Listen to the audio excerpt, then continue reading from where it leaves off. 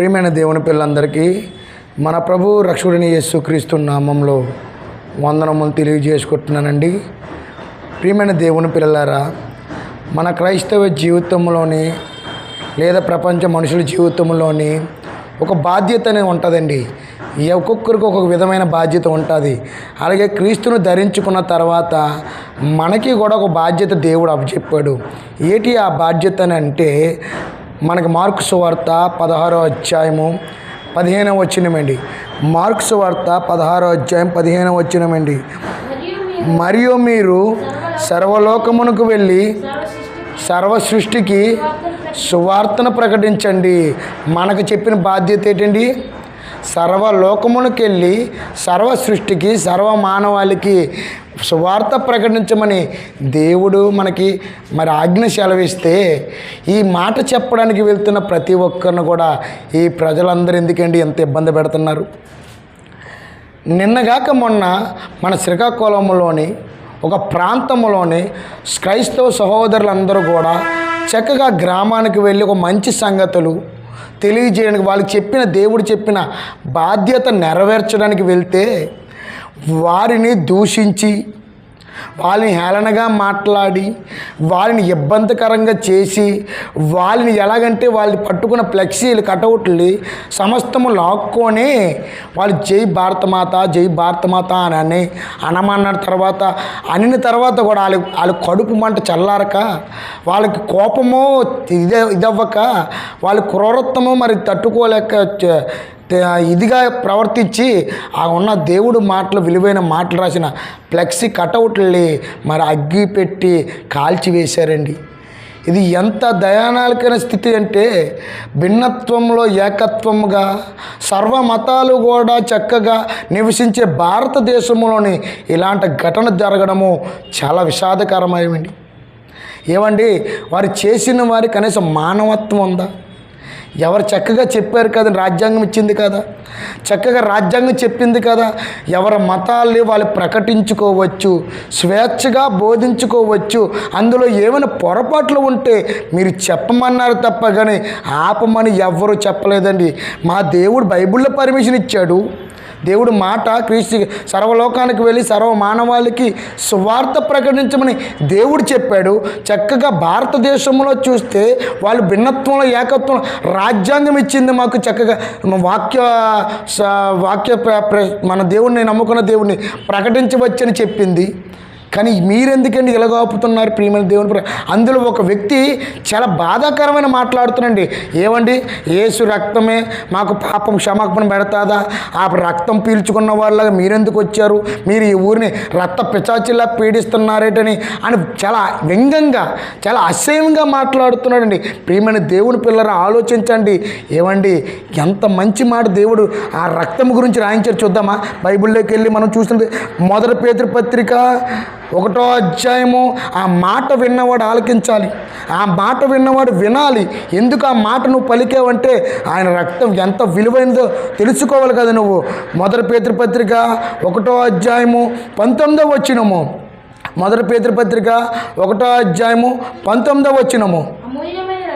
అమూల్యమైన రక్తము చేత అనగా నిర్దోషమును నిష్కలంకమును గొర్రెపిల్ల వంటి క్రీస్తు రక్తము చేత ఎవరు నువ్వు ఈరోజు అడుగుతున్నావు? చూసావా, నిన్ను ఎవరు రమ్మన్నారని, నీకు ఎవరు చెప్పమన్నారని?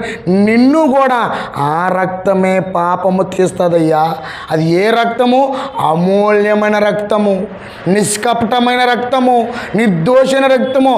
ప్రపంచంలోని ఏ ఒక్కరైనా సరే ఇలా ఉండగలరు యేసుక్రీస్తులాగా? చెప్పండి.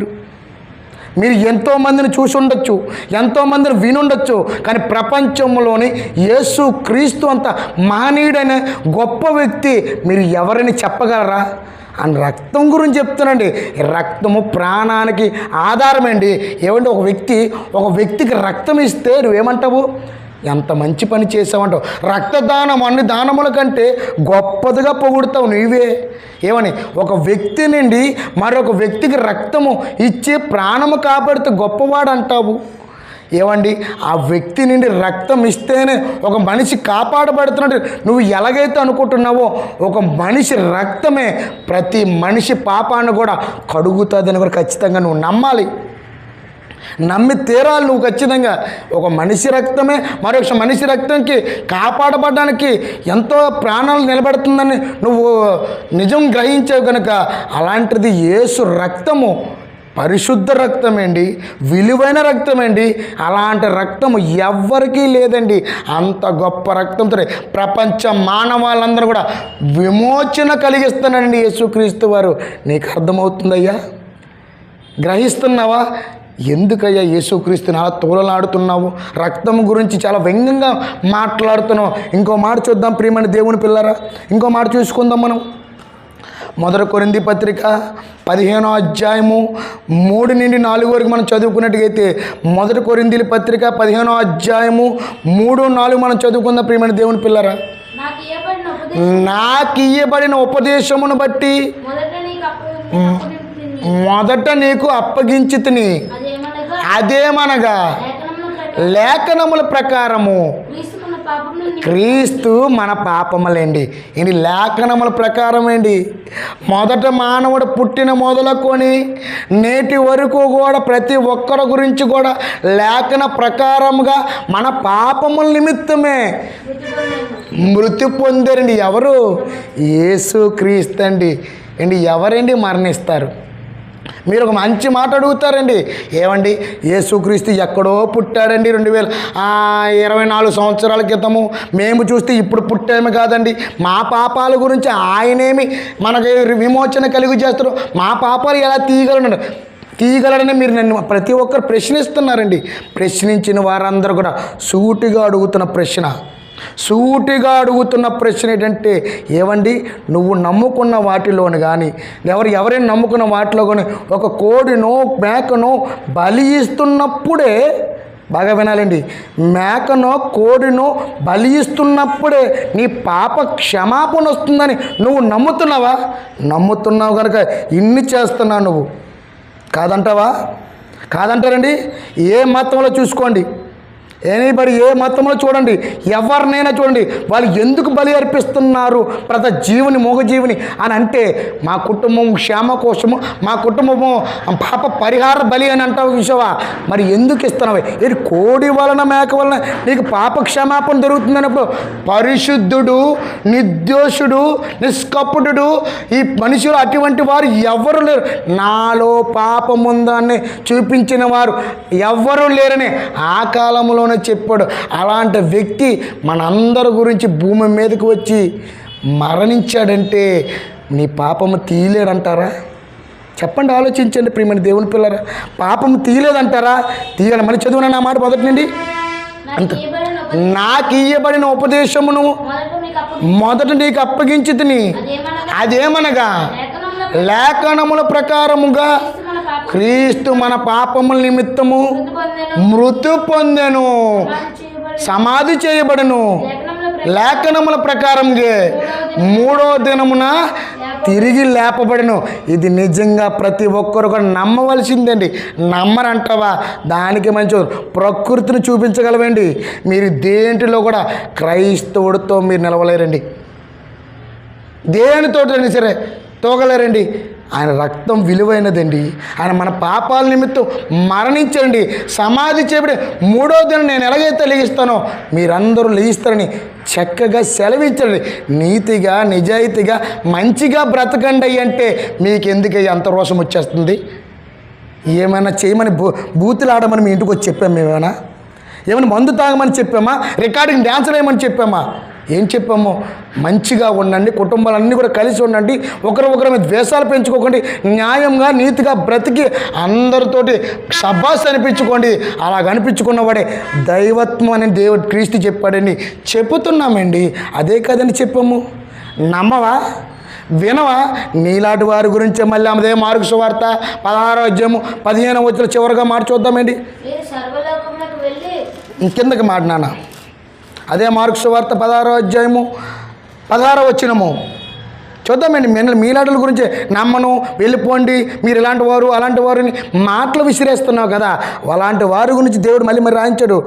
నమ్మి నమ్మి నమ్మి ఆయన విలువైన మాటని, ఆయన గొప్పవాడని నమ్మితే పర్వాలేదు. లేదు నేను నమ్మను, మూర్ఖంగా ఉండిపోతాను, నా జీవితమే ఎంత అంటే, నమ్మి బాప్తీసం పొందినవాడు చక్కగా మంచి మార్గంలో ఉంటావు. లేదు నన్ను నచ్చినట్టు నేను జీవిస్తున్నాను, నీకు నచ్చినట్టు నువ్వే పోతావు పాతాళమునకు. జాగ్రత్త సుమి, జాగ్రత్తగా ఉండు. క్రైస్తవులు ఏదో అనేశాను, వాళ్ళు ఏదో చేశానంటే తరబోత ఉగ్రత నీ మీద ఉంటుంది. నమ్మి బాప్తీసం పొందినవాడు రక్షింపబడం లేదని పక్షమున నేను ఖచ్చితంగా నువ్వు శిక్షార్హుడు అవుతావు. జాగ్రత్త పడుము. చేతనైతే గౌరవించు, వీలుంటే ప్రేమించు. లేదు నాకు రెండు రావంటే పక్కకెళ్ళి ఉండు. నిన్నెవరు బలవంతం పెట్టలే కదా. విన్నవారు వింటారు, గ్రహిస్తారు, సువార్త ప్రకటన జరిగిస్తుంటారు. వాళ్ళు విన్నవారు వింటారు, నమ్మిన వారు నమ్ముతారు, పోయిన వారు పోతారు. నీకెందుకు వచ్చిందయ్యా నొప్పి? నీకెందుకు వస్తుంది బాధ? ఇది మొత్తం మాదం, మూర్ఖత్వము అన్నీ కలిపి దుష్టత్వం నీ హృదయంలో ఉండబట్టే నువ్వు ఇలా ప్రవర్తిస్తున్నాము. దేవుడి దగ్గర చాలా జాగ్రత్తగా ఉండు. దేవుడు జీవము గల దేవుడి చేతుల పరుట మరీ భయంకరము. జాగ్రత్తగా ఉండు. ప్రేమతో చెప్తున్న సహోదరుడా, విని ఆలోచించి మార్చుకోవడానికే ప్రయత్నించు. మరి అందరికీ వందనాలండి.